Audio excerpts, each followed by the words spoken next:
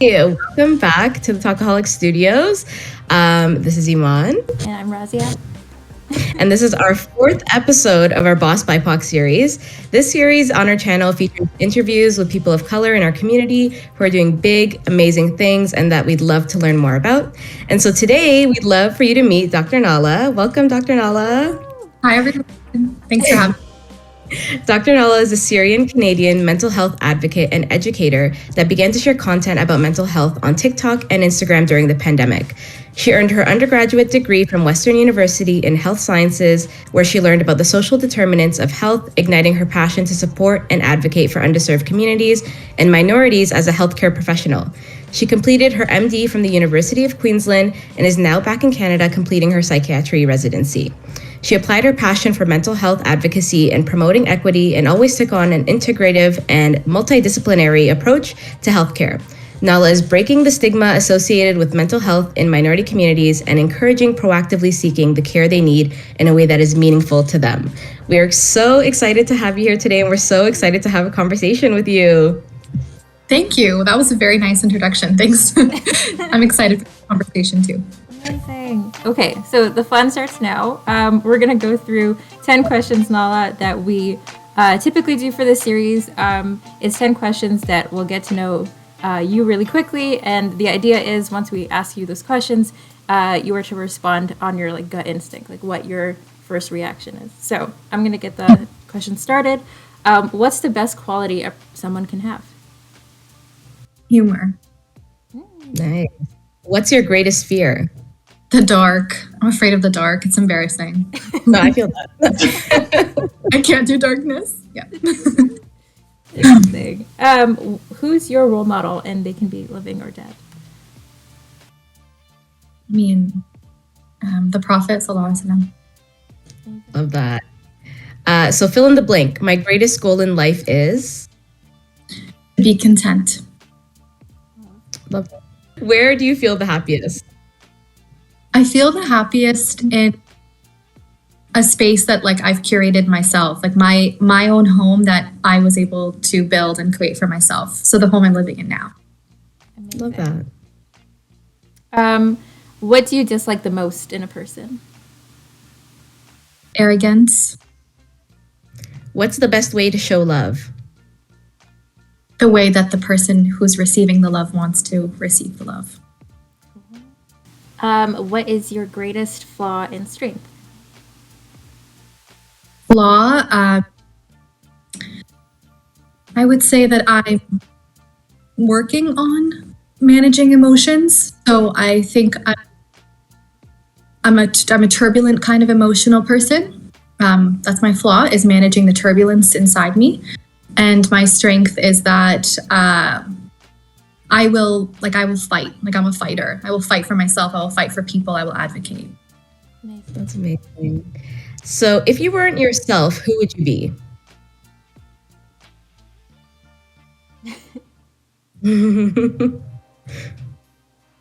I don't want to be anyone. That's an answer. I'll take that. Great. What's the best advice you've heard? I think, I don't know if I heard this advice. I feel like I want to share this because it came up as I was speaking, so maybe there's a reason why it's coming up. But I've been learning over the last few months and years, but more so last few months, that there's a wisdom in not having to do certain things and experience certain things, and learning from the world, learning from other people's experiences and learning from the wisdom that people pass on to you. There's a wisdom in saying, oh, okay, I'm not going to do that, or okay, I am going to do this, or okay, I'm going to not make this choice because I've learned from the wisdom of other people. I don't have to do it to learn. I think it's like a childish type of way of saying, you have to touch the fire to learn that it's hot. That's a very juvenile way of thinking, right? I think with wisdom and age, you recognize that you don't actually have to touch the fire to realize it's hot. That's really great. That's really unique. I don't think we've ever heard that before. No, we haven't. Yeah, that's awesome. That's amazing. Well, thank you, Nahla. That was our 10 questions. I feel like we did learn really quickly about you. Just when those answers were some I love of the them. unique ones. I really love those. Those were awesome. Yeah, but just to bounce off of that last question in your answer, to make life choices based on someone else's wisdom makes me want to ask, is for your specific path, and a lot of people know you through social media now, and what it is that you do professionally. Is there a way that you've used that advice to get you to where you are now? It like in terms of like choosing to go into mental health and being an advocate is not like everybody's path, right? Like, is there an influence that you got that you were like, okay, I'm learning from that piece of wisdom to now make this part of my life? In a way, yes, but in many other ways, no. I would say that many things on my path I shouldn't have done because I was actually told otherwise, but I was like, no, I'm going to do it because I'm going to learn the hard way, which is, again, very juvenile way of thinking, but I did it. So I think a lot of things I did the opposite of what I'm saying to you today because I've learned that lesson now. But choosing mental health is what you just said, is the choice I made because people kept telling me like, yeah, you can choose to do the career or job that is the most, I guess, typical for my demographic. So Muslim, Arab, Middle Eastern, Arab woman in Canada, become a family doctor, right? Easy peasy. That's the job we need you to be in. That's the role that you fit into very, very perfectly. Go there, and not just go there because you fit into it, but you're needed. So I was always being like fed this idea that, oh, people need you, like, please go into that job. We need you in that job and you're so perfect for it and blah, blah, blah. And folks around me that were more of the wise kind of supportive friends would be like, don't ever do a job because you feel needed in that job. Do it because you want to do that job. That job's joy in your life and you want to do it every day for the next, inshallah, if I have the opportunity 40, 50 years, like I hope I have that chance. But if I had gone into something that I was needed, I would have just been miserable. Yes, needed. And yes, doing probably meaningful work, but I would have hated it. So I chose to do the thing and chose the path that I actually wanted for myself. That's amazing. And so relevant, I think, to a lot of, kind of like first generation immigrant daughters in Canada. It's kind of that experience where this is what people need me to do, or this is what I feel like people want me to do, but what is it that I want to do, and kind of figuring out how to find that balance without feeling so guilty, right? But I wanted to ask, how did you make the connection between what you were doing and kind of sharing on social media? Like, I know you started in the pandemic, but what kind of made that connection to start a platform where you could share it beyond, doing beyond the education side of what you were doing? A couple of things led to that. The first thing I would say is, like all of us, I'm sure we all had plans for 2020 that didn't happen. And our lives were all flipped upside down, right? All of us. But my life, because I was an international medical student in Australia, I'm originally Canadian, went to school there. You have to plan your life like 2 years in advance. You've got to do your exams 2 years before you apply. You've got paperwork to organize, electives to work on. The process of becoming a doctor in Canada is incredibly long and grueling. So every day of my life for all of 2020 was pre-planned. Like every minute I had it organized and planned, and all of it got flipped upside down. And I somehow was in Canada during the time that borders shut and everything was closed down, couldn't return to Australia and pursue that path that I had planned. And so I, for the first time in my life, wasn't studying full-time, working full-time, like literally just constantly doing things. I was stagnant, and it was the most agonizing experience I've ever had in my life. I've never been stagnant. I've never stopped. I've never rested. I've never just been or existed. And I hated it. So I was propelled to do something with my time. And I did do lots of things outside of social media, but that was part of what propelled me onto that platform. But what led me to take the step was something completely different. And it was that at the same time of all this stuff happening in 2020, in the pandemic, I was also going through the end of a long abusive relationship. And I want to put trigger warnings in now for anyone listening. I'm not going to mention detail, but just mention sort of that period of time was intense therapy, was intense self-care, healing. It was dark and it was difficult. And I was learning things about what abuse was and what, terms like gaslighting as a 27-year-old I had never heard of before.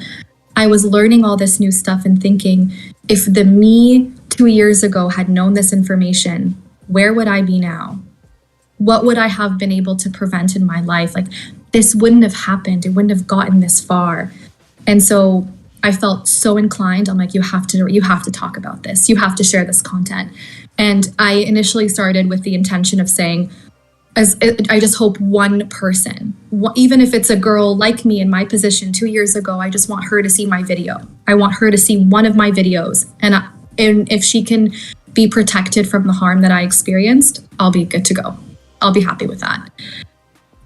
So I did that content initially for that reason, but I had that space in my life and in my time to be able to do it. So it worked out perfectly. Like, they merged together, and I poured my energy into initially creating content about abuse.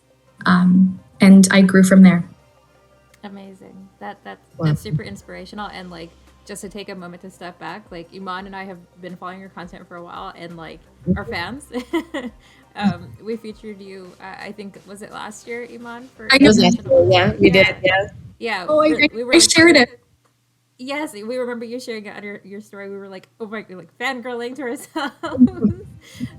So I think that you should know that you've probably not just affected and helped one person, like, it's several people, and in a community that is underserved, right? Like, women who look like us, like, talking about relationships and mental health is like very new, like very, very new. Yeah. So, Yes. especially for it to be talked about publicly, it's such a taboo topic, which is like something we really appreciate. I think something else that we wanted to ask was, for you to now have that time in the pandemic to have put your work out there and speak about your experience personally and also professionally. We were curious about knowing if there was one specific moment during that entire journey where you felt like the most fulfilled, like even through difficult days of, like, say you were content creating, that this moment you come back to and go, this is why I do what I do. And it can be a moment in your personal practice or social media or any of that.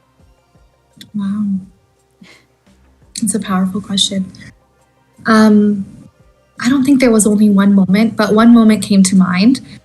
So throughout those 2 years that I was creating content and working on, not 2 years, sorry, it's like a year of working on content and preparing for the match, which is the residency match program here in Canada where you get into residency. I had multiple exams, and I had it's like a grueling process of, like, the application is just awful. So I would write myself little notes, and I kept one, and I don't remember where it is, but I took a photo of it, and I was like, just remember this, like, just write this note down, remember this. Right now sucks, and right now it's 3 a.m. and you're studying and you are alone and you're missing out on life and you hate everything, but just write this down and put it in your book or put it to the side, and you'll find it later. And of course, I was skimming through my photos recently and just remembered, like, receiving those milestones, like receiving my match letter, like that email that said you matched, and like the tears, the joy, like the culmination of almost 11 years of school plus medical school plus internship. And now I'm almost like a human that is free. I feel like I'm free. That was like the culmination of all of my work, for sure. But it was the looking back on the moments that I knew I was going to get there. It's not just the fact that I got there. It's the moments that I wrote down when you're teaching psychiatry, or when you're in residency and you get to do this, or when you are a resident, don't forget this moment. Like, these are the things that I knew I was going to achieve, even though I was filled with self-doubt and anxiety and nervousness. I look back on those moments that I never actually, like, in my core, never gave up on myself. Amazing. I love that. That's so powerful. Like, kind of reminding yourself of why you're doing the work that you're doing. And it's so important for us to, kind of work on self-love. I think that's so important. Being your number one advocate for yourself. Something I wanted to ask, and going back to, your work on social media, what is your take, or what are your thoughts on kind of like the rise of mental health advice on social media accounts that are not necessarily managed by medical professionals, like such as yourself?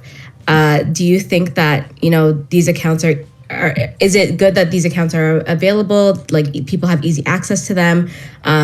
Or Are there, maybe accounts that are kind of just bombarding us with information that may not necessarily be correct? What are your thoughts on all these kind of like accounts that are coming to surface now? Yeah, that's a really good question. I want to share an anecdote first, and then I'll talk about my thoughts on that. Another thing I didn't mention during that period of time when I went on social media is that a lot of my learning and a lot of my processing of what abuse is and definitions and terms actually came from social media. It came from Instagram. It came from TikTok. Like, I laugh saying this because I'm like, what do you mean? But the only positive thing about our phones basically like listening to us all the time, right? And giving us information that suits what it's listening to is that in my healing process and my therapy journey and me talking to my friends about what happened to me, I started to get lots of Instagram posts come up on my Explore page and TikTok videos about abuse. And it was like, yes, you're right. That word of bombardment is sometimes accurate. But for me at that time, it was like enlightenment. It's like, why am I reading this? Like, why is it? It keeps coming up. It keeps coming up. What is this? And I mentioned it to my therapist and she was like, what do you think? And I was like, I think this is what it is. I think this is the abuse I experienced. And for me, it was healing. Like, for me, defining and attaching terms and definitions was like, oh my God, first of all, it's not all in my head. Second of all, I'm not the only one. And third of all, there's things we can do about this. Like, I can heal from this. So it was enlightening and empowering. And it actually was part of why I went on social media too, because I realized the impact it really has. Yeah. So that's the benefit that I experienced from it. But the other side of the coin is exactly what you mentioned. It can be incredibly almost bombarding and pathologizing. What that means is that even the very human aspects of us are wrong suddenly, like it's not okay. So, those posts that it's like 6 things that, that tell you you're depressed or you're anxious or signs you're this and that. Those are very clickbaity, right? Like, they get the most views. That's what Instagram wants. They want those kinds of posts and they boost them. That's what, gets seen the most. And we end up thinking, oh my gosh, do I have this? Do I have that? And we're in a society now that just wants to be diagnosed, which is very ironic because it's the opposite of what things used to be, where nobody wanted a mental health diagnosis. That was exactly what they didn't want. That was stigmatizing. That would lead you to not getting a job, which is not fine or correct at all. I'm just saying it's interesting where we are, like that polar opposite of give me a diagnosis, I want it. So even in my practice now, I see folks coming in with like Instagram posts and social media posts and like, I have this. And I'm just like, oh my God. How do I manage this? How am I supposed to talk to this person now? Whereas I feel like the curiosity is okay, but the pathologizing of humanity is not okay. So those are my thoughts on that. But honestly, the fact that some people can find solace and comfort in posts is totally okay. Especially for those of us who cannot afford therapy or cannot access mental health support formally. I honestly, you should have it. I wish you did, but I honestly find it okay for those folks to be like, this is all I've got. This is all I can get right now. And that's okay. Like, I don't want to demonize folks for reading those posts and using them, especially if they can't afford formal therapy.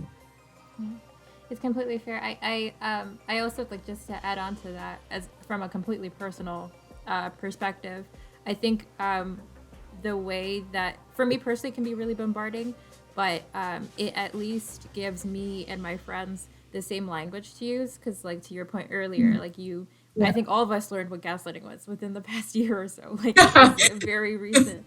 But like things like love bombing and like other terms like within relationships or even self-care terms that now, like, again, like self-care when I was in high school, not even a thing. Like, and now like my nieces are always talking about, yeah, I like had a self-care session after my birthday. That was not us. Like, no. So at the very least, I think like anybody within kind of our generation, you can kind of bring those terms up and no one's like looking at you like, why do you know this disorder? Or why do you know this term for their thing? I didn't think of that. That's so true. Yeah, it helps even the playing field. I feel like we're not all weird for thinking about these things in our lives, No one is weird for thinking about those things. And you just mentioned that, like, all of us learned what gaslighting is in the last 2 years. Who failed us? Who society failed every woman that suddenly we just learned what gaslighting is. Like I don't know. Yeah. And I think it's a great way just to like remember that we're kind of all in similar situations. Like a lot of the times we can isolate ourselves in our issues and be like, oh, I'm the only one going through this. Like I don't know how to deal with it. And then, you can go on Instagram or TikTok and be like, oh, someone is describing the exact thing that I'm going through right now. Yeah. That's crazy. And they're like, halfway across the world. So yeah, it's definitely a great way for people to connect and to find, solutions to issues, even though sometimes sometimes you can also get, really bad messaging. But I think the good outweighs the bad a lot of the time. So I think it depends how you take it, but yeah, I think if it has been boring, like at least for me, I just get rid of Twitter for a while and come back on. As a complete, very smooth segue, just talking about TikTok. I'm curious to know what your For You page looks like now. Are there like trends outside of mental health or within that you're like totally into, or like memes that are kind of I have to admit, but when I was applying for residency, I was given the advice to sort of like chill out on the videos and chill out on TikTok, because they look at everything, right? The admissions committees know every detail of you. It's a bit much, but it's fair. I get it. They should. We're going to be treating human beings. Human lives are going to be in our hands. You should know everything about me. So not that my content was ever bad, but I kind of just stepped back from TikTok, took a minute away and thought, let's just, move on with this part of my life that's significantly more important than TikTok. So since then, I've basically stopped using it to actually consume content. I just create on it. So I don't know what my For You page looks like. The last time I looked at my For You page, I think I saw I don't know her name. I'll have to find it after, but there's a very cool creator who basically just talks about men. I don't want to get into too much. I think I know exactly who you're talking about. I know Drew Aflalo, but not her. Actually, she's a lot younger. I don't know her origin, but like I am in love with her. So she came up on my For You page, and whenever I like a video on my For You page, I don't even keep scrolling. I just go to their page and I scroll on their page. So that's what I spent my time doing last night. Her videos are amazing. She's just her content about white men. It's chef's kiss. It's too good. chef kiss. I don't actually know what For You page looks like. On Instagram, my explore page is generally mental health content. It looks a lot like mine. And sometimes I get like Muslim creators, like Muslim lifestyle bloggers, things like that. Cool. Nice. Well, we might ask you later to link us to who that is, so we can just put that in the edit to be like, this is what we're talking about. Anyway. Yeah, that girl. Oh, I love her. I will. Okay. So I would say, I guess before you, stop partaking in like consuming TikTok content, was there ever like a trend that, outside of the kind of the work that you already put out, was there ever like a fun trend that you did make content for but never posted? It's like in your drafts, the secret. Oh yeah. Yep. I so that trend where Oh now you're reminding me. Okay, thank you for asking that. That trend where they were like, nobody, no, and they're running away because someone mentioned something that they're like, no. I did one with my sister about marriage. So we like pretended to have a conversation and she's like, so when are you getting married? And I start going, no, and I run out the door. And it will forever stay in the drafts. It's not here. So yeah, I loved that trend and all the women that did it. When I saw so many women that did it, that the topic was marriage. I was like, yes, we all relate. Yeah. And like while we're talking about that, by the way, I want to share this statistic that I just learned recently, which is like the happiest human beings on earth, human beings, period, on earth are unmarried, childless women. And the happiest males, just males, like men in general on earth, are married men. I've heard this. Now you bring it back. That's not surprising. Yeah. Yeah, married women are very unhappy. Let's just put it that. So, of course, we're running away from that. I mean, I certainly am, so. But on the topic of TikTok, even though I want to sit on that topic, and that sounds like you can change. On the topic of TikTok, and I noticed recently too on your Instagram, you have tended to make a really cool way of bringing up more serious mental health topics by talking about things that are in media or in like movies. So, like I think you mentioned like familial issues by talking about Encanto, which is like a really cool way of like taking something trendy and like everybody loves Disney, but then kind of weaving in your own work into. And Iman and I were talking about this because I know Love is Blind is like top of mind right now, and you can feel free to share your take. We were curious about reality shows and like media in general. Do you think that shows like that do us a service in society by bringing up relationships and relationship issues and finding a partner? Or is it like, do you see reality TV shows like that being more like, oh, it just perpetuates gossip, it's like full of drama, it's toxic, et cetera, et cetera? Yeah, so in terms of Love is Blind, I've actually never seen a single episode. I don't fully know what it's about, to be honest with you, but yeah, I haven't seen it. In terms of other reality shows like The Bachelor and Bachelorette, I've always been opposed to those from the very beginning. I've always felt that I still can't believe that shows like that exist.